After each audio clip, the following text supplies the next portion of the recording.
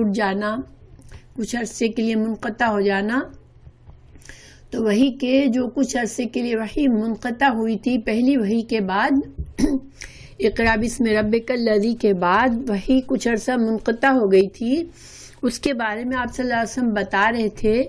فقال، تو آپ نے فرمایا، فی حدیث، اپنی بات میں، بین انا امشی، اس دوران جب کہ میں چل رہا تھا، یعنی میں کہیں جا رہا تھا، اس سمے تو میں نے سنا، صوتاً، ایک آواز، من السماء، آسمان سے، فرفعت بصری، تو میں نے اپنی نظر اوپر کی، فَإِذَا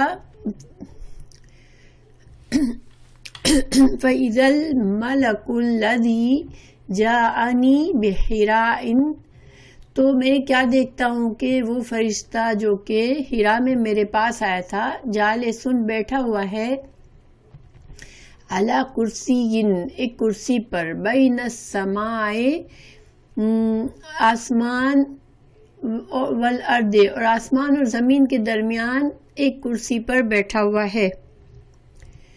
فرعبت، تو میں اس سے مرعوب ہو گیا، منہ، اس سے میں گھبرا گیا، میں ڈر گیا اس سے. فرجعت، تو میں لوٹا، فقلت، اور میں نے کہا، یعنی اپنے گھر لوٹا میں، اور میں نے کہا، زملونی، مجھے اڑا دو، مجھے کپڑا اڑا دو.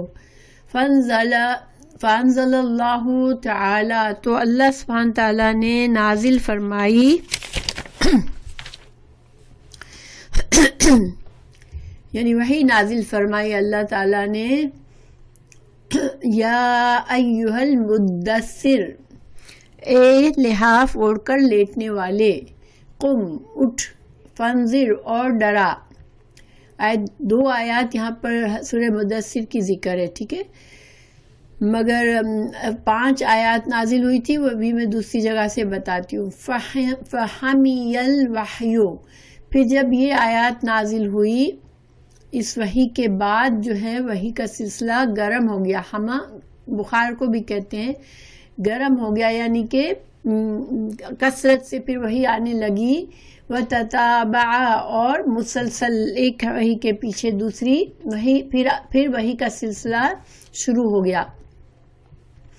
پھر امام بخاری بتا رہے ہیں کہ تابعہ، اس حدیث کو عبداللہ بن یوسف، یعنی کہ ان کے اپنے دوسرے استاد جو ہیں امام بخاری کے، عبداللہ بن یوسف، انہوں نے بھی اس حدیث کو بیان کیا. یعنی کہ امام بخاری کے صرف ایک استاد سے انہوں نے یہ حدیث نہیں لی، بلکہ عبداللہ بن یوسف سے بھی لی ہے، و ابو صالح سے بھی لی ہے، وتابعو ہلال بن رداد، ہلال بن رداد جو ہے اس سے بھی لی، یعنی 3 استادوں سے لی ہے امام بخاری نے یہ حدیث. عن زہری، اور ہلال بن رداد نے زہری سے لی ہے. وقال یونس، اور اچھا یہ ٹکڑا جو ہے یہ غلطی سے آ گیا ہے، ٹھیک ہے، یہ اس کو اسکریچ کر دیا آپ اپنے اس پہ، یہ اس حدیث سے نہیں تعلق رکھتا ہے اس کا. اب اس کا رننگ ٹرانسلیشن میں پڑھتی ہوں. ابن شہاب کہتے ہیں کہ مجھ کو ابو سلمہ عبد الرحمن بن جابر عبداللہ انصاری رضی اللہ عنہ سے یہ روایت نقل کی کہ آپ صلی اللہ علیہ وسلم نے وحی کے رک جانے کے زمانے کے حالات بیان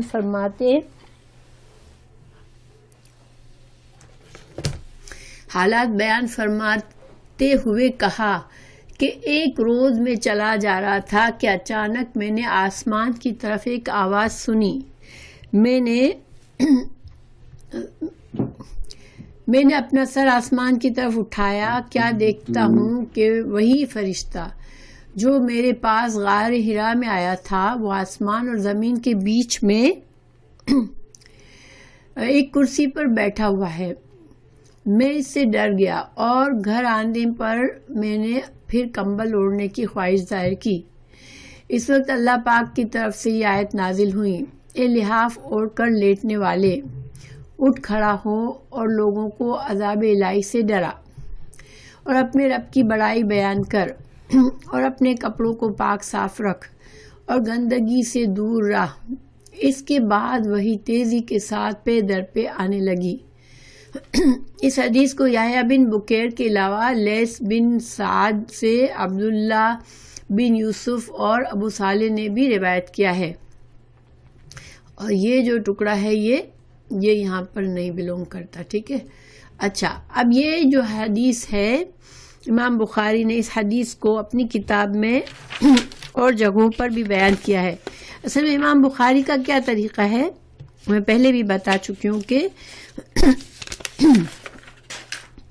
امام بخاری ایک حدیث سے مختلف مسائل، جو بھی مسائل نکل رہے ہوتے ہیں وہ اپنی کتاب میں مختلف ہیڈنگز میں، جن کو باب کہتے ہیں، تو مختلف باب کے انڈر میں اس حدیث کو بیان کرتے ہیں۔ کبھی کبھی پوری حدیث ریپیٹ کرتے ہیں، کبھی حدیث کا ایک ٹکڑا جو صرف اس باب سے متعلق ہوتا ہے اس کو بتاتے ہیں۔ تو میں آپ کو دوسری جگہ جو حدیث یہ ہے اس میں تھوڑا سا فرق ہے، اس لیے یعنی ایک ٹکڑا زیادہ ہے، اس لیے میں آپ کو وہ حدیث بھی پڑھ کے سناتی ہوں۔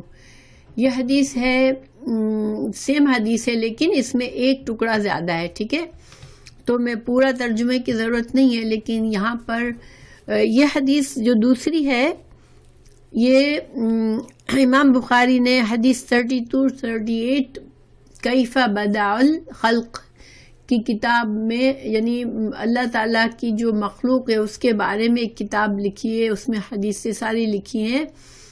تو اس حدیث میں اس کتاب کے اندر اس حدیث کو انہوں نے لکھا ہے۔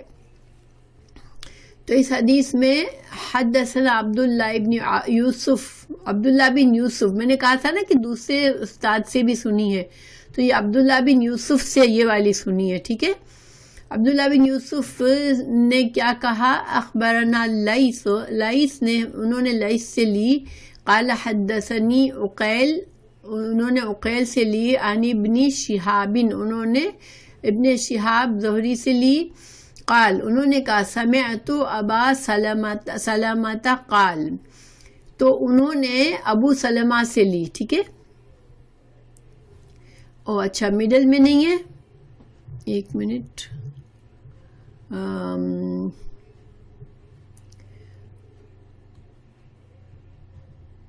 اب ٹھیک ہے؟ از اٹ بیٹر فسیہ؟ اچھا، نہیں تو میں اس کو پھر زوم آؤٹ کر دیتی ہوں، اب بہتر ہوگی انشاءاللہ، کیونکہ زوم، اوکے ٹھیک ہے اب، اوکے۔ تو انہوں نے ابو سلمہ سے روایت کیا، انہوں نے ابو سلمہ نے کہا اخبرنی، مجھے بتایا، جابر بن عبداللہ نے، دیکھیں صحابی وہی ہے، ٹھیک ہے، یہاں بھی صحابی وہی ہے، جابر بن عبداللہ، یہ انصاری صحابی تھے۔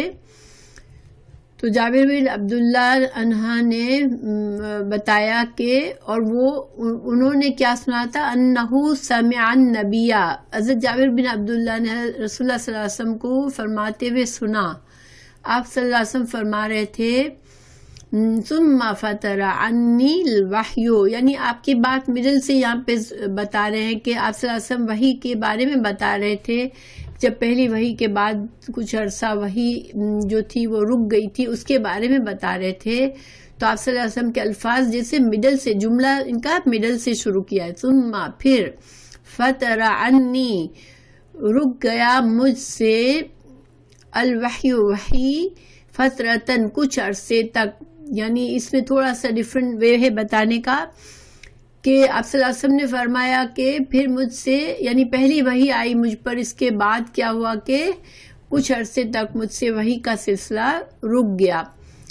فبین انا، تو پھر ایک دن کیا ہوا کہ میں امشی میں جا رہا تھا، میں چل رہا تھا، سمعت تو میں نے سنا، صوتن من السماء، آسمان سے ایک آواز سنی، فرفعت بصری، تو میں نے اپنی نظر بلند کی، اٹھائی، قبل السماء، آسمان کی طرف، فإذا الملک الذی جاءنی بحراء، تو میں نے کیا دیکھا کہ وہ فرشتہ جو حرا میں آیا تھا میرے پاس، قائد بیٹھا ہوا ہے، علی کرسی، ایک کرسی پر، بین السماء والارض، آسمان جو کہ آسمان اور زمین کے درمیان ہے، فجوئستو تو میں گھبرا گیا. یہاں پر جوئستو کا لفظ ہے اور وہاں پر کیا تھا؟ میں مرعوب ہو گیا.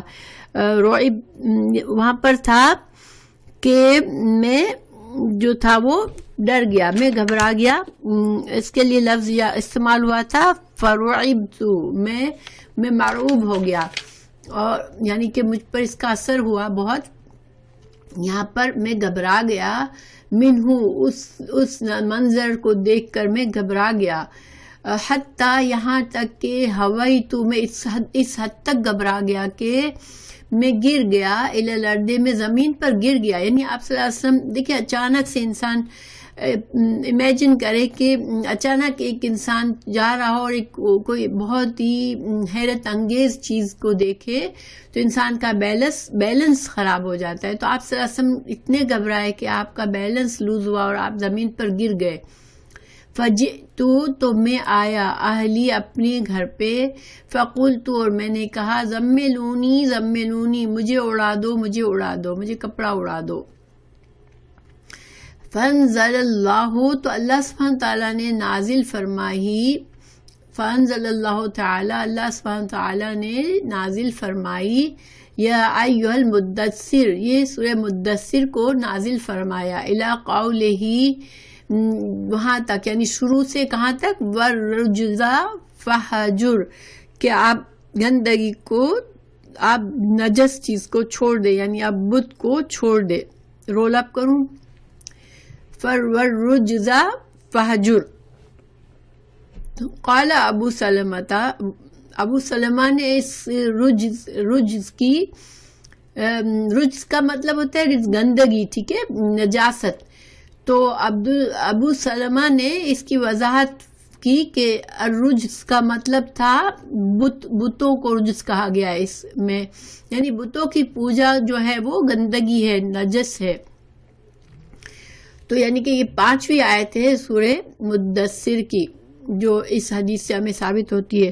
پھر اس حدیث میں وہ ٹکڑا نہیں ہے جس میں کہا کہ فہم، یا پھر اس کے بعد وحی کا سلسلہ تب کیا، یعنی وحی جو ہے فہمی الوحی وتتابع، کہ ہم وحی کا سلسلہ اتنا گرم ہو گیا، یعنی مسلسل پھر آنے لگی اوپر تلے پہ در پہ، پھر مجھ پر وحی آنے لگی اس وحی کے بعد.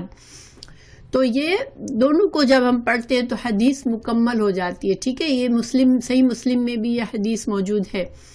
اچھا، اب اس کے بارے میں ہم جو ہے یہ سورہ مدثر کا جو حوالہ ہے تو ہم اس کو سورہ مدثر کو جو 5 آیات نازل ہوئی ہے اس کو دیکھ لیتے ہیں، ٹھیک ہے. تھوڑا سا بڑا کروں تو آپ لوگ پڑھ سکیں. اب ٹھیک ہے، یہ دکھ رہا ہے آپ کو. بسم اللہ، اعوذ باللہ من الشیطان الرجیم، بسم اللہ الرحمن الرحیم. یا ایھا المدثر، ایک کپڑا اوڑھنے والے، قم فانذر، کھڑا ہو جا اور آگاہ کر دے، وربک فکبر، اور اپنے رب کی بڑائی بیان کر، ثیابک فطہر، اور کپڑوں کو پاک رکھا کر، والرجز فہجر، ناپاکی کو چھوڑ دے، یعنی کہ بتوں کی گندگی کو چھوڑ دے. اب اس کے تھوڑا سا اس کی معمولی سی تفسیر بتا دیتی ہوں کہ سب سے پہلے جو وہی نازل ہوئی وہ اقرا بسم ربک الذی تھی. اس کے بعد وحی کے وقفہ ہو گیا اور نبی صلی اللہ علیہ وسلم اس وقفے کے دوران سخت مضطرب اور پریشان رہتے تھے، ٹھیک ہے. اب یہ وقفہ کتنا تھا اس کے بارے میں مختلف اقوال ہیں. کسی نے کہا 3 سال کا وقفہ تھا، کسی نے کہا کہ 2.5 سال کا تھا، کسی نے کہا کہ کچھ دن کا وقفہ تھا. بہرحال وقفے کو آپ صلی اللہ علیہ وسلم نے اپنے الفاظ میں اس کی بتایا نہیں کہ کتنے عرصے کا وقفہ تھا، لیکن آپ صلی اللہ علیہ وسلم اس میں بہت زیادہ پریشان رہنے لگے، بہت مضطرب تھے، بہت زیادہ آپ کو دکھ ہوتا تھا کہ وہ جو وہی اللہ کی طرف سے جو پیغام میری طرف آیا تھا وہ مجھے واپس کیوں نہیں آ رہا. تو ایک روز اچانک پھر وہی فرشتہ جو غار حرا میں پہلی مرتبہ وہی لے کر آیا تھا، آپ نے اسے دیکھا. اچھا، اب یہ جو اس کے بارے میں حکمت کے یہ فطرت الوحی کے بارے میں لوگوں نے علماء نے یہ بیان کیے کہ آپ صلی اللہ علیہ وسلم چونکہ قرآن کا نزول ایک بھاری ذمہ داری تھی، تو آپ صلی اللہ علیہ وسلم کو ایک طرح سے پہلی وحی میں ذرا سا بتا دیا کہ وحی آئے گی. اور اس میں دیکھیں پہلی وحی میں کوئی بھی حکم نہیں تھا کہ آپ کو کیا کرنے کا ہے، کوئی مسائل نہیں تھے جیسے کہ آپ کو کہا گیا کہ آپ کو اب یہ کرنے کا ہے، آپ کو اٹھ کے ڈرانا ہے، آپ کو لوگوں کو بتانا ہے، ایسے کچھ نہیں تھا. سمپل اللہ سبحانہ تعالیٰ کا تعارف کرایا گیا تھا کہ آپ پڑھیں اللہ کے نام سے جس نے پیدا کیا ہے. الذی اقرأ بسم ربک الذی خلق، خلق الانسان من علق، اور انسان کو علق یعنی کہ گوشت کے خون کی پھٹکی سے بنایا. اقرأ بسم ربک الذی خلق، خلق الانسان من علق، اقرأ وربک الاکرم، کہ تمہارا رب جو ہے بہت کریم ہے، بہت سب سے زیادہ عزت والا ہے. اور پھر علم القرآن بالقلم، اللہ تعالیٰ نے انسان کو قلم کے ذریعے سکھایا. علم الانسان ما لم یعلم، اور انسان کو وہ سکھایا جو اسے معلوم نہیں تھا. تو اس وحی میں سمپل سی وحی تھی، ایک طرح سے انٹروڈکشن تھا. ٹھیک ہے، تو اس وحی کے بعد اللہ تعالیٰ نے حضرت رسول اللہ صلی اللہ علیہ وسلم کو ایک وقت دیا کہ اب آپ اس چیز کے لیے بالکل مضبوط بن جائے، تیار ہو جائے. وہ جو پہلی وحی کا عالم تھا کہ آپ بہت سخت پریشان ہو گئے تھے کہ مجھے ہوا کیا ہے، تو آپ صلی اللہ علیہ وسلم کو اس فطرت الوحی میں آپ کو اتنا اندازہ ہو گیا کہ یہ اللہ کی طرف سے تھا اور یہ وحی نازل ہوئی تھی مجھ پر. تو پھر آپ بہت زیادہ انشز رہتے تھے کہ اب مجھے دوبارہ بھی آئے ملے یہ پیغام اللہ کا، اللہ کی طرف سے دوبارہ بھی آئے پیغام. تو پھر یہ اس فطرہ کے مکمل ہونے کے بعد جب تک اللہ کی حکمت ہوگی، اللہ سبحانہ تعالیٰ کی مرضی تھی، تو وہی نازل نہیں ہوئی. ہاں البتہ کہتے ہیں کہ اس دوران آپ کو سچے خوابوں کا سلسلہ اور آپ کو جو الہام ہوتا تھا وہ سب تو ہوتا تھا، لیکن وہی جو جبرائیل علیہ السلام نے آ کر قرآن جو نازل ہوا تھا وہ نہیں دیا تھا. تو پھر اچانک سے فرشتے کو دیکھا غار حرا میں پہلی مرتبہ جو وہی لائے تھے.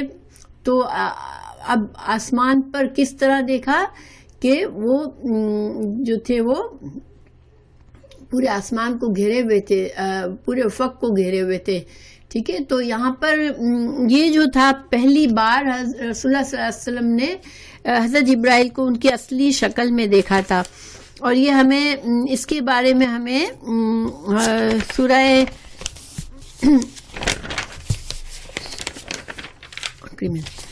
اس کے بارے میں اللہ سبحانہ تعالیٰ نے اس کا ذکر فرمایا ہے سورہ تکویر میں اور سورہ نجم میں. حضرت جبرائیل علیہ السلام کو رسول اللہ صلی اللہ علیہ وسلم کا دیکھنا ان دو صورتوں میں اللہ تعالیٰ نے اس کا بتایا ہے.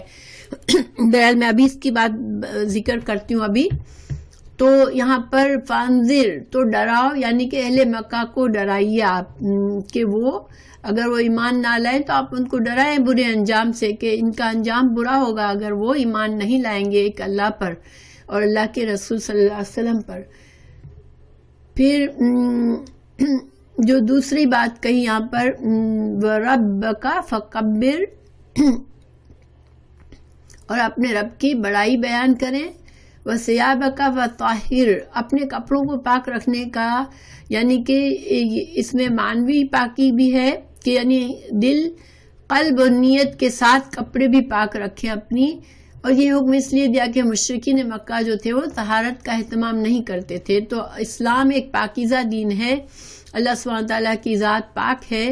تو سب سے پہلے مسلمانوں کے لیے یہ حکم آیا کہ پاکی کا خیال رکھنا ہے، کپڑوں کو پاک رکھنا ہے. آپ صلی اللہ علیہ وسلم سے کہہ دیا گیا، گویا ساری امت کے لیے بھی یہی حکم ہے کہ اپنے کپڑوں کو پاک رکھیں.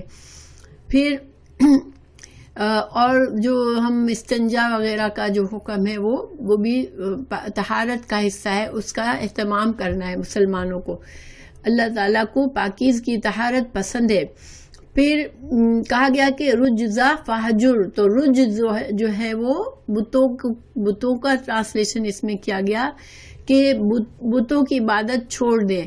تو یہ اصل میں آپ صلی اللہ علیہ وسلم کو تو اللہ نے دیکھیں، اللہ انبیاء کرام کبھی بھی اپنی زندگی میں نبوت ملنے سے پہلے بھی کبھی بتوں کی پرستش نہیں کرتے، ٹھیک ہے، نہیں کرتے تھے. لیکن آپ کو بتوں کی عبادت سے منع کیا گیا. تو یہ اصل میں یہاں پر جیسے ابھی تک کوئی حکم نہیں آیا تھا نا، آپ بائی نیچر بائی فطری طور پر آپ بتوں سے دور رہتے تھے، مگر اب آپ کو حکم بھی آ گیا کہ آپ کو ان کی عبادت بالکل نہیں کرنی اور ان لوگوں کے اس فعل سے آپ کو دور رہنا ہے.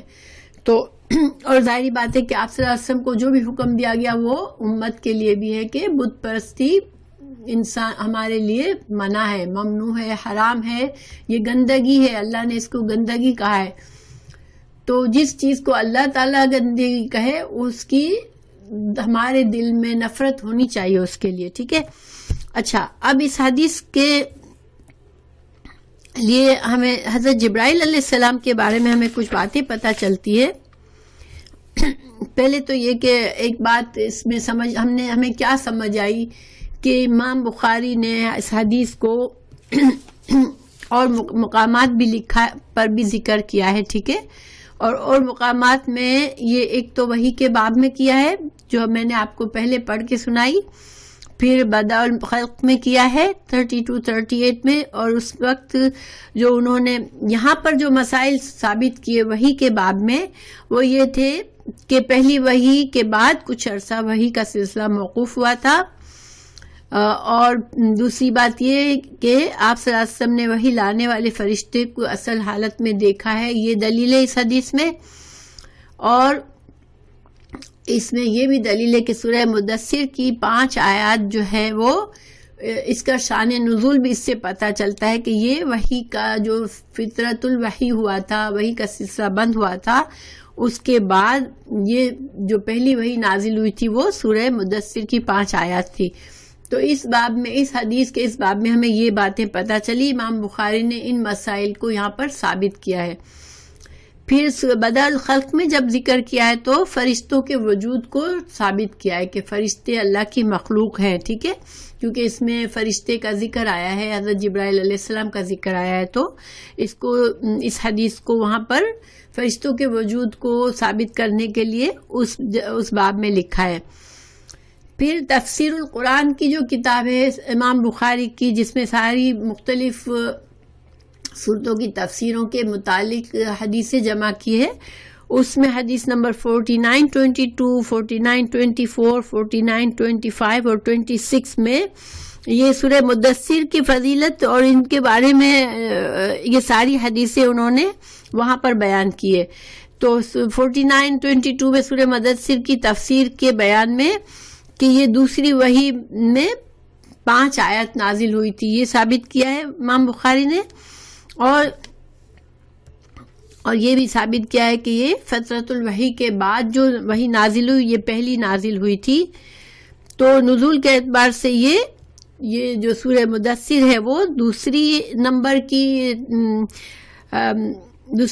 کی وحی ہے، اور فطرت الوحی یعنی یہ وحی رک جانے کے بعد کے جو ہے یہ پہلی وحی ہے، یعنی کہ جو بیچ میں رک گیا معاملہ تو اس کے بعد یہ پہلی وحی نازل ہوئی تھی. تو یہ سارے مسائل جو ہے وہاں ثابت کیے امام بخاری نے.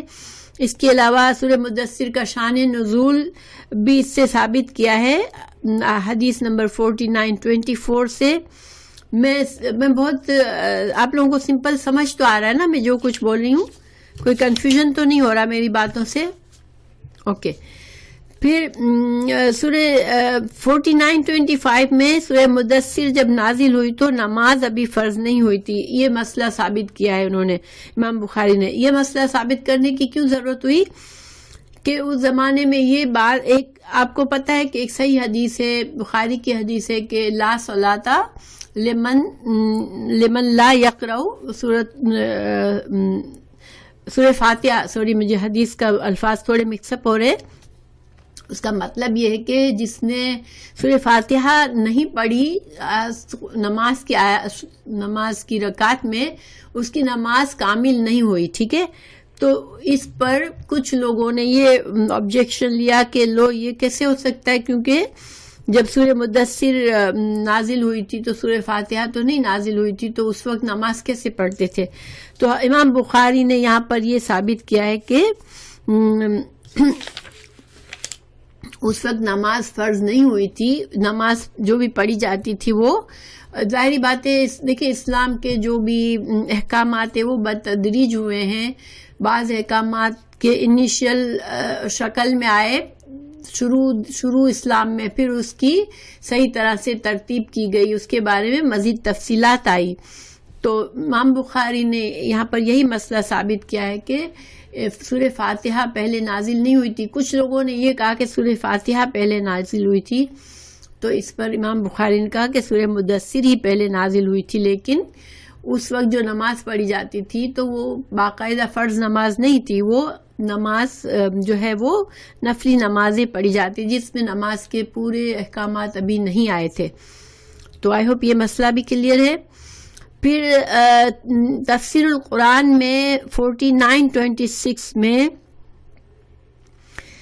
امام بخاری نے یہ مسئلہ ثابت کیا ہے کہ نبی صلی اللہ علیہ وسلم کو پہلا حکم جو ہے وہ بتوں سے دور رہنے کا دیا گیا.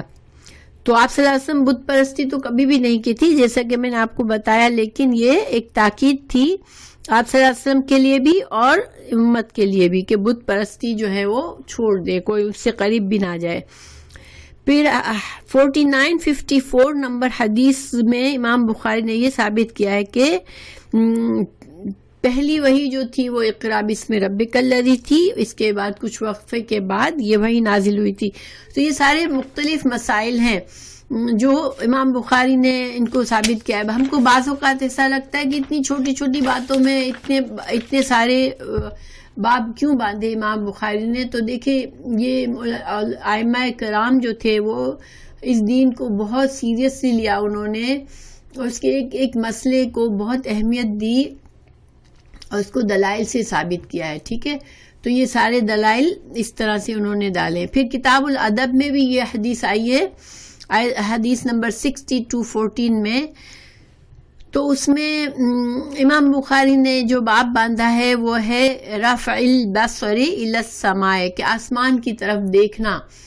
اب اس کے لیے امام بخاری نے اس باب میں یہ سورہ غاشیہ کی آیات لکھی ہیں. افلا ينظرون الى الابل كيف خلقت والى السماء كيف رفعت، کہ اللہ سبحانہ تعالیٰ نے غور و فکر کی دعوت دی کہ تم کیوں اللہ کی مخلوق پر غور و فکر نہیں کرتے ہو.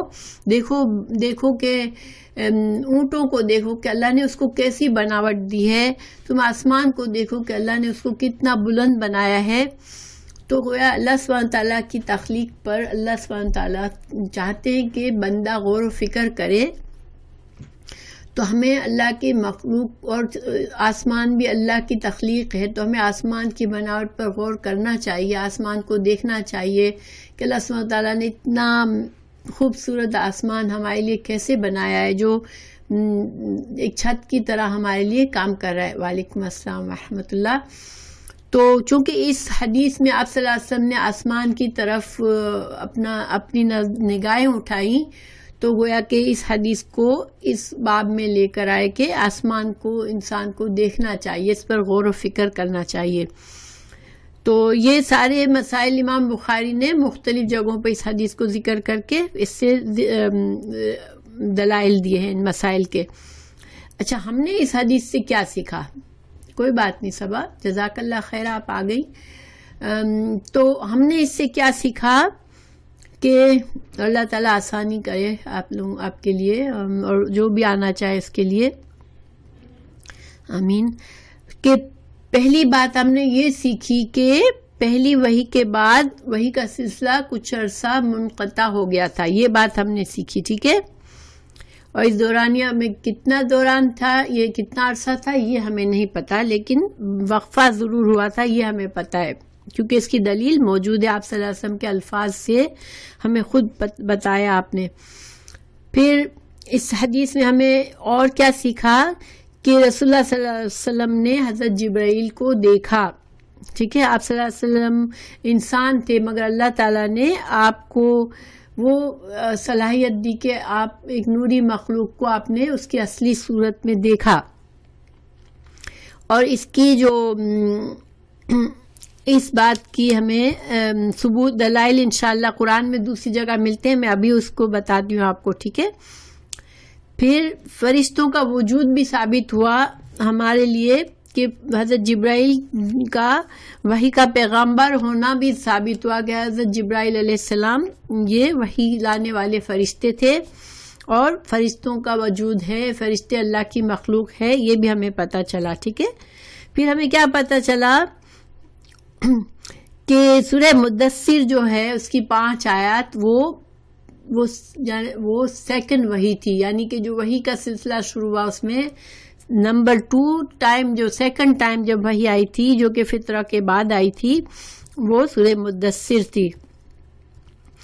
پھر شروع وحی میں ہی بتوں کی پرستش کی نجاست کہا گیا. ہمیں یہ بھی پتہ چلا کہ اللہ تعالیٰ نے بتوں کی پوجا کو کتنا ناپسند فرمایا ہے کہ بالکل شروع کی وحی میں بھی اسٹارٹ کے احکامات کی ابتدا ہی اسی سے کی کہ بتوں کی پرستش کرنا گندگی ہے اور اس سے نجاست ہے، اس سے دور رہنا ہے. اسی طرح طہارت اللہ کو کتنی پسند ہے کہ انسان کو طہارت کا حکم پہلی یعنی کہ یہ سیکنڈ وحی میں ہی دے دیا گیا، یعنی یہ بالکل شروع کے احکامات ہیں تو اسی میں طہارت کو اہمیت دی گئی. تو طہارت کی ہمارے دین میں طہارت بہت ہی اہمیت رکھتی ہے. ٹھیک ہے، پاکیزگی، جسم کو پاک رکھنا، کپڑوں کو پاک رکھنا، اپنے اندر اپنے خیالات کو پاک رکھنا، یہ سب اللہ تعالیٰ کا حکم ہے کہ ہم اپنے اندر اور باہر کو پاک رکھیں. کیونکہ بتوں کی پرستش انسان کے اندر کی گندگی ہے، انسان کے اندر کو گندا کرتی ہے. جب انسان کے عقیدے خراب ہوتے ہیں اور انسان اللہ کو چھوڑ کے بتوں کی پرستش کرتا ہے، یہ انسان کی اندرونی گندگی ہے. اور انسان کی بیرونی گندگی جو ہے وہ کپڑوں پر، جسم پر طہارت کا خیال رکھنا وہ باہر کی گندگی کا صفایا ہے. پھر وحی کے بعد وحی کے نزول کا سلسلہ گرم ہونا، یعنی پھر اس کے بعد کثرت سے اس وحی کے بعد کثرت سے وحی نازل ہوئی تھی، یہ ہمیں پتہ چلتا ہے. اچھا، اب ہمیں کیا سمجھنا، ہمیں کیا سمجھنا ملا، ہمارے علم میں کیا اضافہ ہوا، غور و فکر کیا کیا ہم نے اس حدیث پر. تو دیکھیں ہم نے یہ بات سمجھی کہ امام بخاری کسی حدیث میں ایک سے زیادہ مسائل ثابت کرتے ہیں اور اس کو اپنی کتاب میں مختلف عنوان کے تحت، نئے باب کے تحت اس کو لاتے ہیں. ہاں، ظاہر اور باطن ماشاءاللہ دونوں کو صاف رکھنا ہے.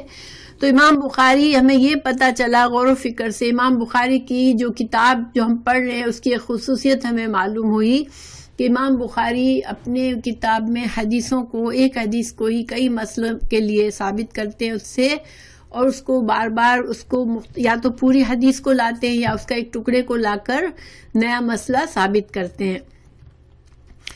تو دوسرا ہم نے، اور اس حدیث کو امام بخاری 8 جگہوں پر لائے ہیں. ٹھیک ہے، پھر ہمیں یہاں غور و فکر یہ ثابت کیا ہم نے کہ اس حدیث میں حضرت جبرائیل کے وجود کا ثبوت ملا ہمیں کہ فرشتے اللہ کی مخلوق ہیں اور فرشتے اللہ کا پیغام لے کر آتے ہیں انبیاء کے پاس، یہ ہمیں پتہ چلا. آپ صلی اللہ علیہ وسلم ایک انسان تھے اور آپ کو فرشتوں اور جنوں کو دیکھ سکتے تھے، یہ اللہ کی طرف سے تھا کہ اللہ نے آپ کو یہ صلاحیت دی تھی. کیونکہ قرآن میں ہی ہمیں یہ ثبوت بھی ملتا ہے کہ آپ صلی اللہ علیہ وسلم نے جنوں کو بھی دیکھا ہے. ٹھیک ہے، حدیث کے ذریعے ہمیں یہ ثابت ملتا ہے. کیونکہ ایک حدیث ہے بخاری میں ہی کہ ایک بار ایک شیطان نے آپ صلی اللہ علیہ وسلم کے، ایک جن نے آپ صلی اللہ علیہ وسلم کی نماز میں خلل ڈالنے کی کوشش کی تو آپ نے اس کو پکڑ کے مسجد کے ستون سے باندھ دیا تھا. تو یہ آپ صلی اللہ علیہ وسلم گویا کہ نوری مخلوق کو بھی دیکھ سکتے تھے اور ناری مخلوق کو بھی دیکھ سکتے تھے. پھر ہمیں حضرت جبرائیل علیہ السلام کے بارے میں ہم تھوڑا سا جانیں گے. آپ صلی اللہ علیہ وسلم حضرت جبرائیل علیہ السلام کیسے فرشتے تھے, ان کی کیا خوبیاں تھی. اللہ تعالیٰ نے ان کی صفات قرآن میں بیان کی ہے.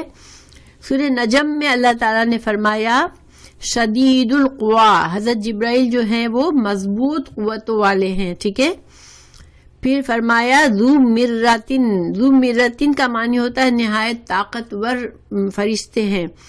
تو گویا حضرت جبرائیل علیہ السلام کو ذہنی جسمانی ہر طرح سے اللہ تعالیٰ نے قوت بخشی ہے. ٹھیک ہے. بہت ہی مضبوط قوتوں والے فرشتے ہیں.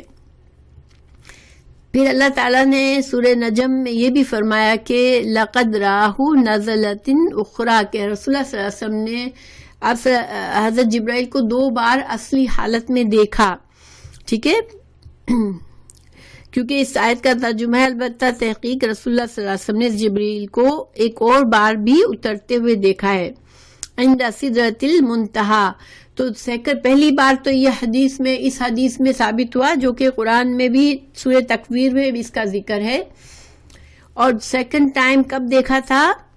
عند سدرۃ المنتہا. یہ سدرۃ المنتہا کہاں پر ہے؟ یہ 6 یا 7ویں آسمان میں جب آپ صلی اللہ علیہ وسلم معراج پر گئے تو آپ نے 6 آسمان پر بیری کے درخت کے پاس حضرت جبرائیل علیہ السلام کو دیکھا تھا ان کی اصلی شکل میں. ٹھیک ہے. اور یہ جو سدرۃ المنتہا جو ہے یہ آخری حد ہے جہاں فرشتے جا سکتے, اس کے اوپر فرشتے نہیں جا سکتے. فرشتے اللہ کے احکامات یہیں سے وصول کرتے ہیں سدرۃ المنتہا کے پاس سے. پھر سورہ تکویر میں اللہ تعالیٰ نے فرمایا آیت 19 سے 23 تک بے شک یہ قرآن رسول الکریم جبرائیل کا قول ہے, یعنی جبرائیل علیہ السلام اس کو لے کر آئے ہیں جو بڑی قوت والا ہے. یعنی جبرائیل علیہ السلام کی قوت کا یہاں بھی ذکر فرمایا اللہ نے کہ یہ بہت بڑی قوت والا فرشتہ ہے اور عرش والوں کے نزدیک بلند مرتبہ رکھتے ہیں. حضرت جبرائیل علیہ السلام عرش والوں کے نزدیک بہت ہی بلند مرتبہ فرشتے ہیں, کوئی معمولی فرشتے نہیں ہیں. وہاں آسمانوں میں اس کی اطاعت کی جاتی ہے. یعنی باقی فرشتے جو ہیں وہ آسمانوں میں وہ حضرت جبرائیل کی اطاعت کرتے ہیں, ان سے احکامات لیتے ہیں. اور وہ امین ہے. حضرت جبرائیل کیسے ہے؟ امین, یعنی امانت دار فرشتے ہیں. اللہ کے احکامات, اللہ کی وحی کو بہت ہی احتیاط کے ساتھ, جیسے اللہ کے الفاظ اللہ کا کلام ہے ویسے کا ویسے رسول اللہ صلی اللہ علیہ وسلم تک اور دوسرے انبیاء تک پہنچانے والے ہیں. پھر اللہ تعالیٰ نے سورہ تکویر میں فرمایا اے اہل مکہ تمہارا ساتھی محمد صلی اللہ علیہ وسلم دیوانہ نہیں ہے. یہ نبی صلی اللہ علیہ وسلم تو اس جبرائیل کو روشن افق پر دیکھ چکا ہے. گویا کہ یہ جو روشن افق پر دیکھ چکنے کا ذکر ہے یہ اس حدیث والا واقعہ کو اس سورہ تکویر میں بتایا ہے. ٹھیک ہے. تو حضرت جبرائیل علیہ السلام کے بارے میں بخاری کی حدیث ہے کہ حضرت جبرائیل کو 600 پر ہے. جب آپ صلی اللہ علیہ وسلم نے دیکھا ان کو ان کی اصلی حالت میں تو حضرت جبرائیل علیہ السلام بہت ہی زیادہ یعنی کہ بڑی شخصیت ہیں, ان کا حجم بہت ہے اور یہ 600 پر ہیں ان کے. ٹھیک ہے. تو یہ ساری باتیں ہمیں حضرت جبرائیل علیہ السلام کے بارے میں پتہ چلی الحمدللہ.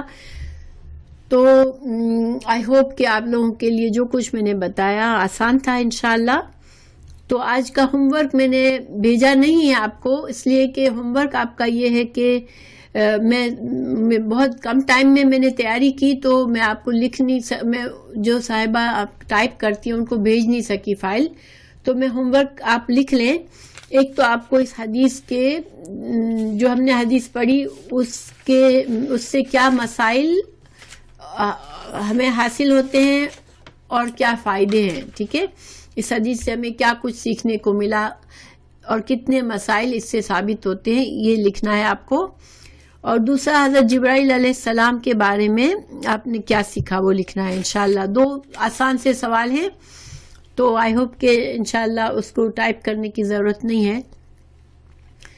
تو جزاک اللہ خیر.